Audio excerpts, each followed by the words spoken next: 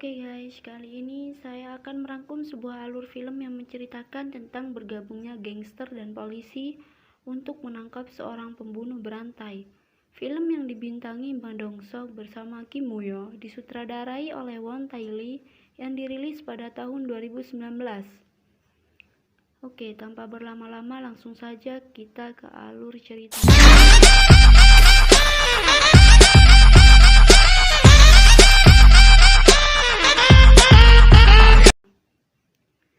Berawal dari sebuah mobil yang menabrak mobil seorang pria pemabok. Orang itu keluar dan memotret mobil Kam Keong. Tiba-tiba Kam Keong langsung menikamnya di mobil orang itu hingga tewas. Pada keesokan harinya, jalan raya terlihat macet. Polisi bernama Tae-suk bersama rekannya mendengar berita tentang pembunuhan tersebut. Karena kesal, Tae-suk mematikan radio dan sirine polisi di depan kasino yang melihat beberapa penjaga. Tae-suk pergi dan memasuki kasino tersebut untuk menangkap orang di kasino itu. Di tempat lain terlihat ketua gangster bernama Dong-so sedang berlatih. Kemudian seorang tangan kanannya yang bernama Oh Seong memberitahu kalau Tae-suk datang kembali. Setelah bersiap menuju mobil, Dong-so menghubungi seorang atasan dari Tae-suk. Ia memberitahu kalau Tae-suk kembali mengganggu anak buahnya. Kembali ke Tae-suk, atasannya menghubungi namun dia tidak memperdulikannya. Setelah itu Tae-suk pergi ke TKP, lokasi pembunuhan. Ketika sampai, ia memutari mobil dan menemukan bekas tabrakan di sana. Dia memanggil temannya yang bernama Seojin dan menunjukkan bekas tabrakan tersebut. Mereka menyimpulkan tabrakan itu yang menyebabkan pembunuhan. Berpindah ke Dong-so dan rekan bisnisnya bernama Sang-do. Mereka sedang membicarakan tentang keserakahan Sang-do yang berusaha mengambil alih bisnis Dong-so. Sang-do terlihat santai seolah tidak melakukan kesalahan. Oh Seong yang kesal langsung memaki Sang-do dan Sang-do langsung menyiramnya. Dong-so berdiri dan memukul Oh Seong, kemudian mencabut gigi anak buah Sang-do dan menyuruh Sang-do meminum anggur dengan rendaman gigi tersebut. Sedangkan di ruang rapat, Ho Bong menyimpulkan kalau ini adalah kasus perampokan dan pembunuhan. Di sini Tae-suk tidak terima. Dia memperlihatkan kasus yang sama, persis dengan pembunuhan tersebut. Menggunakan pisau dengan ukuran yang sama, dia mengatakan ini adalah pembunuhan berantai. Namun ketua Ho Bong tidak mempercayainya dan memarahi Tae-suk. Karena kesal, Tae-suk langsung keluar dari ruangan tersebut, berpindah ke Dong-so yang memberitahu Oh Seong kalau ia ingin menyetir sendiri. Dan saat di jalan, tiba-tiba Kang Keong menabrak mobilnya dari belakang. Dong-so keluar dan mengatakan kalau dia tidak mempermasalahkannya. Dan tiba-tiba Kang Keong menusuknya dari belakang. Terjadi pertarungan di sana hingga Dong-so menerima beberapa tusukan. Sedangkan Kang Keong mendapat satu tusukan di dekat bahu, namun ia berhasil kabur. Di sini Dong-so masih belum mengetahui kalau pembunuh itu bernama Kang Keong, karena pembunuhan itu masih menjadi misteri bagi polisi. Di sisi lain, terlihat Oh Seong bersama anak buahnya menyerang tempat Sang-do untuk merebut kekuasaan. Berpindah ke Kang Keong. Saat berhasil kabur, dia menjahit lukanya sendiri karena ditusuk Dong-so. Dan kembali ke Dong-so, dia masih selamat dari beberapa tusukan setelah dioperasi. Dan di sebuah tempat penampungan anjing, Kang Keong kembali melakukan pembunuhan. Dia membunuh penjaga di sana. Keesokannya di rumah sakit, Oh Seong meyakinkan bahwa yang menyerang Dong-so adalah Sang-do dan Dong-so mengatakan kalau itu bukan Sang-do. Beberapa menit kemudian, Tae-suk datang dan meminta keterangan tentang pembunuhan tersebut. Dong-so tidak memberitahunya karena ia berniat menemukannya sendiri. Tae-suk mencari jejak lain di mobil Dong-so. Dia menemukan bekas tabrakan sama persis dengan 3 kasus pembunuhan sebelumnya. Dan kembali ke Dong-so.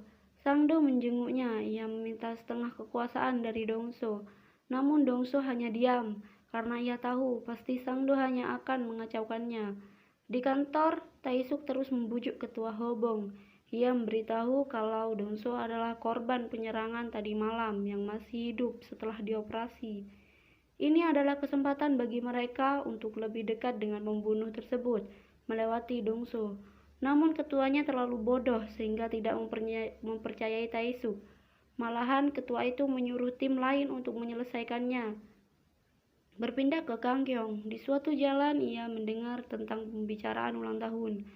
Kangkyong mendekat dan dia langsung membunuh orang tersebut. Sedangkan Dongso sudah mendapatkan sketsa gambar Kangkyong. Setelah Kangkyong melakukan pembunuhan, ia mengendarai mobil truk. Namun tanpa sengaja pisaunya terjatuh di jalan. Sedangkan di kasino terlihat Taesuk bersama banyak polisi menyita tempat tersebut. Lanjut, Taesuk menemui Dongso dan memberitahu kalau yang menyerang adalah pembunuh berantai. Dia bukan psikopat biasa, dia berani melawan ketua gangster sepertimu. Taesuk membutuhkan informasi agar dia bisa mengadili pembunuh tersebut. Dongso mengatakan itu tidak sepadan dengan apa yang pembunuh berantai itu lakukan. Sangdo memasukkan beberapa pembangunan besar ke daftar hitam agar tidak dilanjutkan. Mendengar hal itu, Oh Xiong memberitahu Dongso kalau Sangdo telah mengacaukan semuanya hingga membuat kerugian besar. Kemudian Oh Xiong memberitahu tentang penemuan mobil pembunuh Oh Xiong, memberikan pisau pembunuh yang ditemukannya, dan Dongso menyadari kalau ini benar-benar pembunuh berantai tersebut. Dongso menghubungi Taesuk dan memberitahu tentang informasi yang dia dapat. Saat di rumah, Dongso mengatakan dia akan membunuh pelaku jika menemukannya. Dia memberikan kunci mobil pelaku ke Taesuk untuk mencari jejak. Di sana mereka bersepakat untuk bergabung, namun jika Taesuk menemukannya, dia akan menangkapnya. Tapi jika Dongso yang menemukannya, dia berhak membunuhnya. Dongso memberikan sketsa wajah pelaku, dan Taesuk menyetujuinya. Di sana, Dongso memutar rekaman sebagai bukti kontra mereka. Karena kesal, Taesuk menghancurkannya. Namun, CCTV di ruangan itu juga merekam semuanya. Kini Taesuk menyusun rencana bersama dua rekannya. Begitu juga dengan Dongso, mereka hanya memanfaatkan satu sama lain untuk menangkap pelaku. Taesuk dan dua temannya mendatangi gedung mesin milik Dongso karena mobil pelaku disimpan di sana. Mereka mencari jejak apapun yang bisa mereka temukan di mobil tersebut.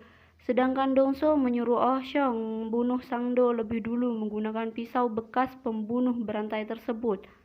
Malam harinya, saat Sangdo tidur, Oh Xiong langsung membunuhnya menggunakan pisau itu. Keesokan paginya, Taesuk mengagetkan Seojin hingga akhirnya Seojin membantingnya. Setelah itu, Taesuk memberikan beberapa bukti bekas darah dan rambut untuk diperiksa. Berpindah ke pembunuh Sangdo, Seojin menemukan pisau pembunuh yang ditinggal dengan sengaja. Di kantor polisi, Ketua Jo marah besar karena mereka tidak bisa menyelesaikan satu kasus tersebut. Kemudian ponsel Taesuk berbunyi. Seojin memberitahu tentang pembunuhan Sangdo dan DNA pembunuhan lainnya terdapat di pisau yang sama. Taesuk langsung menghampiri rumah Dongso dan memukulnya beberapa kali. Namun Dongso melawan balik dengan santai. Dongso mengakui memang benar kalau ialah yang membunuh Sangdo. Namun, pencarian pelaku tersebut tetap berjalan hingga dia tertangkap.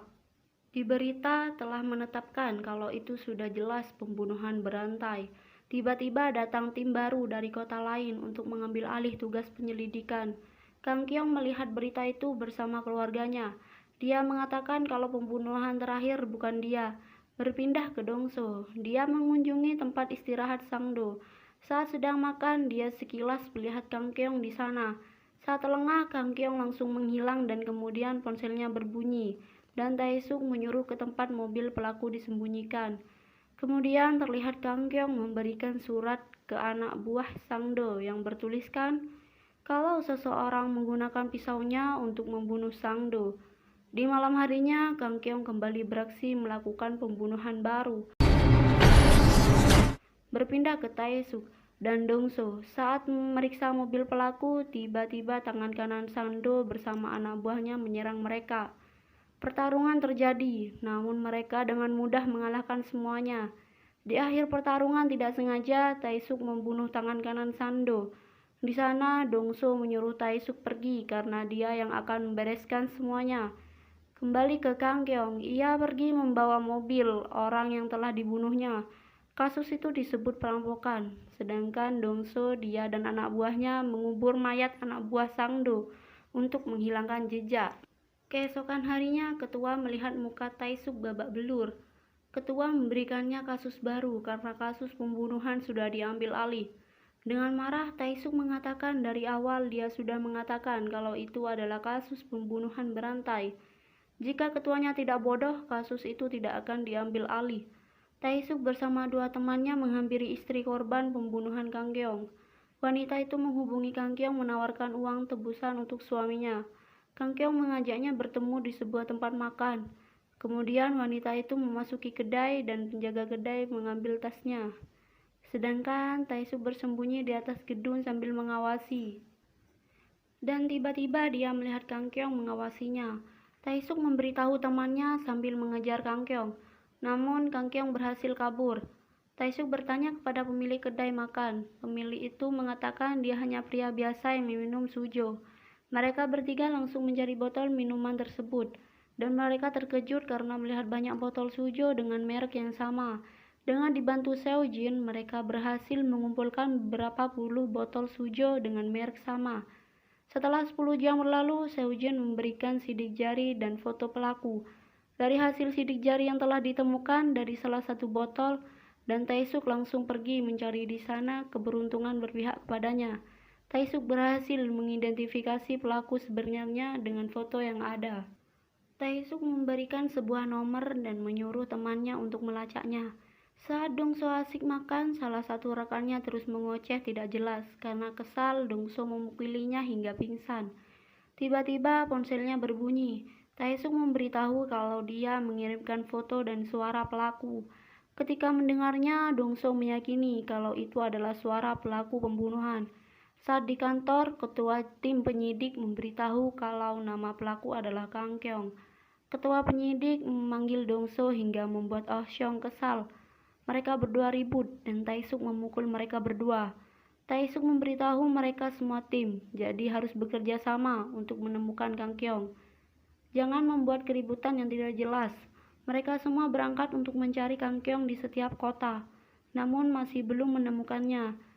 Berpindah ke Dongso, saat di jalan, dia bertemu dengan anak sekolah yang basah karena hujan. Dia memberikan payungnya. Tiba-tiba Taesuk datang dan mengatakan kalau Dongso adalah ketua gangster. Namun anak sekolah itu mengatakan kalau Taesuk lebih mirip gangster daripada Dongso. Dongso hanya tertawa mendengarnya, dan anak sekolah itu langsung menaiki bus. Tanpa mereka ketahui, Kang Keong berada di bus tersebut. Malam harinya, saat Taesuk, Dongso, dan lainnya sedang makan bersama, tiba-tiba Dongso melihat berita pembunuhan baru. Dan yang terbunuh itu adalah anak sekolah yang telah dia berikan payung. Dengan segera mereka langsung berangkat mencari Kang Keong. Setelah lama mencari tidak menemukannya, Ho Seong memberitahu untuk mengirim 3 orang saja, karena Kang Keong sudah mengetahui kalau dia sedang diburu. Di sana Taesuk bersiap dengan mobilnya. Begitu juga Dongso, mereka bersiap di mobilnya. Saat melihat Kang Keong lewat, dia menyadari sedang diawasi. Kang Keong langsung tancap gas dengan mobilnya. Terjadi aksi kejar-kejaran. Dongso sempat menabraknya namun dia terus kabur hingga mobilnya terkepung. Namun Kang Keong terus kabur dengan berlari. Mereka bertiga mengejar hingga akhirnya Oh Seong terbunuh ketika melawan Kang Keong. Dengan kesal, Dongso mengejarnya hingga sampai ke tempat hiburan. Di sana Dongso berhasil mendobrak pintu hingga menghajar Kang Keong sampai sekarat. Taesuk menelponnya dan bertanya keberadaannya. Dongso memberitahu dia telah menangkap Kang Keong dan langsung mematikan teleponnya karena dia ingin menyiksa Kang Keong. Setelah menyiksanya, Dongso membunuhnya, namun Taesuk datang dan menabrak Dongso hingga pingsan.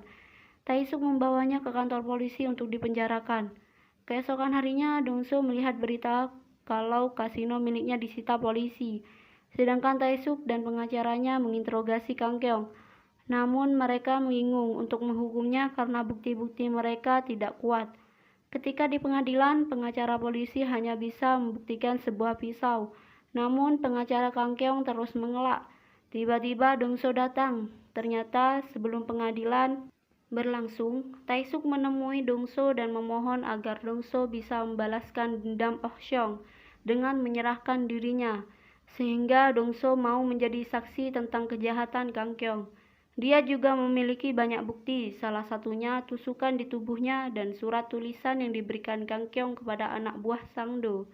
Dengan semua bukti tersebut, akhirnya Kang Kyong dijatuhi hukuman mati, dan film pun tamat.